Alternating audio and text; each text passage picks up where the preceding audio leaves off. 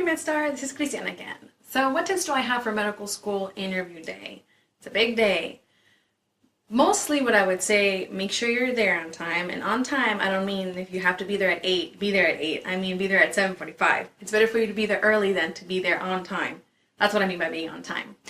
Make sure you are well put together. You have your good suit on. Doesn't necessarily have to be black. That's another thing that I would recommend. You can use a fun color. I certainly did. Be yourself. That's very important. When you're there, the moment that you set foot inside the facilities, make sure that you are yourself, because everybody is looking at you and everybody is wondering whether you'd be a good fit for the medical school or not.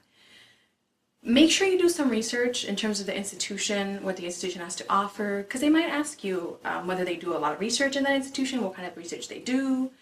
Make sure you know your resume very well too. You don't want to be caught not knowing what you have on your resume. So anything that you have, any volunteer experience, they might ask you to expand upon that. So make sure you know that very well.